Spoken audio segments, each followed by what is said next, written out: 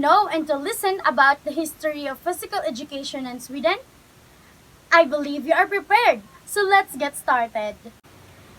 Physical education develops competence and confidence to take part in a range of physical activities to become a central part of their lives.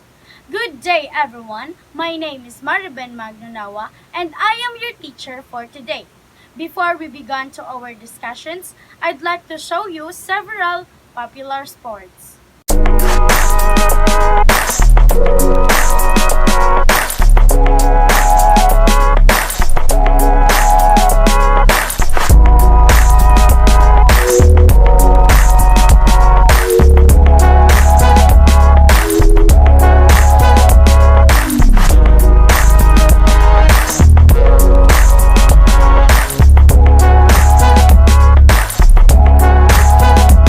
Today, we will going to discuss the history of physical education in Sweden. Swedish physical education.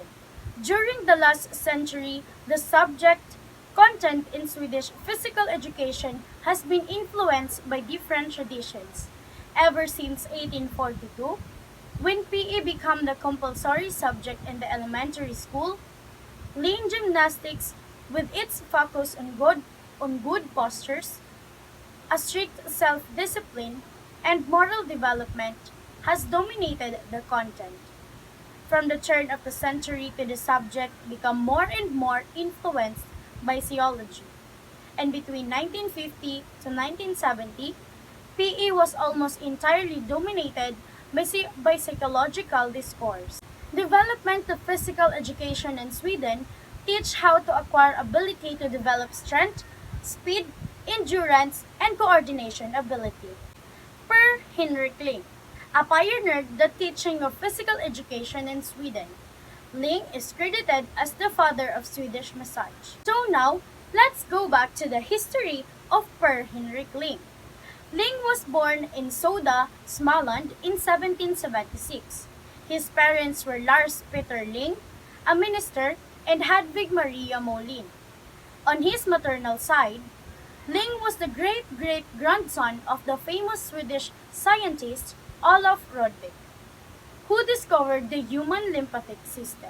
In 1800s, Ling left Sweden and lived abroad and traveled for 7 years. He studied modern language at the University of Copenhagen. Then, he traveled to Germany, France, and England. So now, let's go back to the history of teaching by Per Henrik Ling.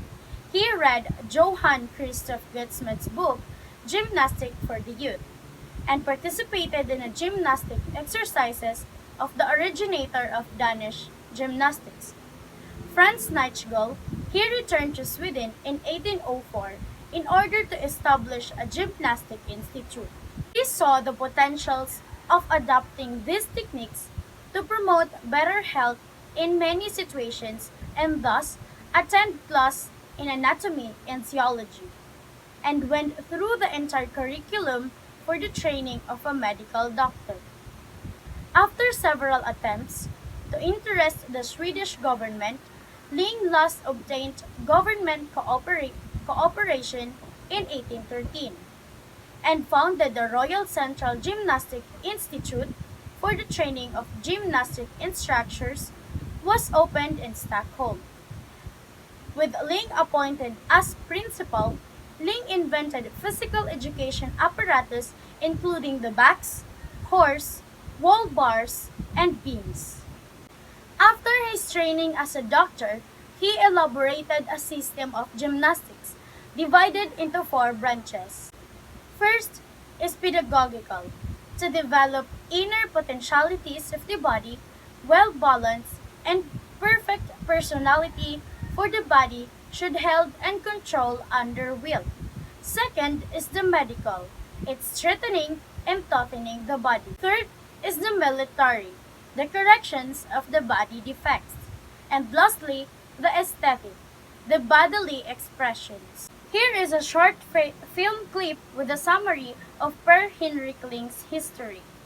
pair, Henrik Ling, pioneered the teaching of physical education in Sweden. Ling is often mistakenly credited as the father of Swedish massage, though the title actually belongs to Johann Georg Mesger. Early life. Ling was born in Södra Ljunga, Småland in 1766.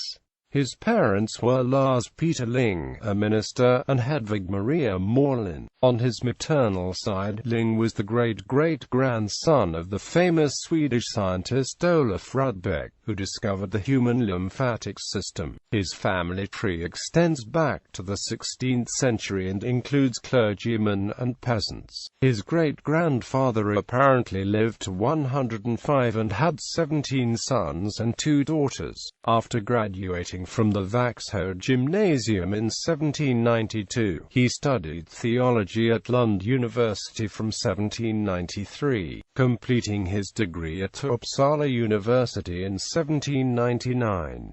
He then worked as a tutor for several families for the next 3 years. Travels. In 1800, Ling left Sweden and lived abroad and traveled for 7 years.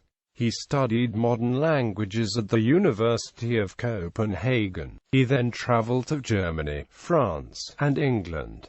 He took part in a naval battle as a volunteer on a Danish ship. Ling studied Goethe and Schiller, the Edda and Northern mythology, and composed original poems in Swedish, German, French and Danish. He learned fencing at a school of French émigrés and noticed its benefits, and those of physical education, on the gout in his arm. Financial difficulties and rheumatism caused him to return to Sweden. Teaching. He read Johann Christoph Friedrich Goudsmith's book Gymnastics for the Youth, and participated. Hjalmar Fredrik Ling. He was born on April 14, 1820, on Stockholm Savarage. He is the son of Per Henrik Ling and Charlotte Katrina, husband of Josefina Ling, and brother of Emma Ling, Elif Ling, Wendella Henrika Ling, Siguram Ling, half-brother of Henrika Sofia Carolina Ling. He is credited for the organizational of educational gymnastics, whose studied institute started in year 1843. He is a teacher and responsible for the development of educational gymnastics. His efforts enabled the adoptions of Ling gymnastics in Swedish schools, which was inspired by his father's efforts. Inverted new type of apparatus to meet the school's needs and to extend exercises options, allowing a big numbers of populations to exercise at the same time. Before I wrap up this video, I'd like you to have a look at this video of Swedish free gymnastics. People think of gymnastics now. They typically think of athletes doing flips, swinging from rings, and balancing on parallel bars. But originally, gymnastics simply meant any type of physical training, that is, anything done in a gymnasium. Calisthenics comes from the Greek words kalos, meaning beauty, and sthenos, meaning strength, which is an interesting combination. Beauty clearly implies an aesthetic element, a part which is largely left out of calisthenics today. When people perform modern push-ups, pull-ups, and similar exercises, the primary thing on their minds is cultivating strength and doing the largest number of repetitions. However, that wasn't so in the mid-19th century, especially when you consider the rise of Swedish free gymnastics, which went on to hugely influence many aspects of physical culture in both Europe and America. So, what exactly were these free gymnastics? The origins date to the 1790s, when the Swedish method began to be developed by Per Henrik Ling, a fencing master, poet, and world traveler about whom there are some pretty amazing stories. To relate merely one, while in old age, Ling was teaching a class on the importance of principles and science over strength, and was vocally doubted by one of his students, whereupon he ordered several other students to take a pike down off the wall, a pike basically being a large military spear. Ling put his back against the wall and ordered the students to try to run him through with the pike, and when they rushed him, he parried the entire weapon using only his little finger, deflecting the point just past him into the wall. So Ling was a pretty extraordinary guy. Around 1810, Ling officially founded his comprehensive system of physical exercise, which became known as, quote, free gymnastics, because it was done empty-handed.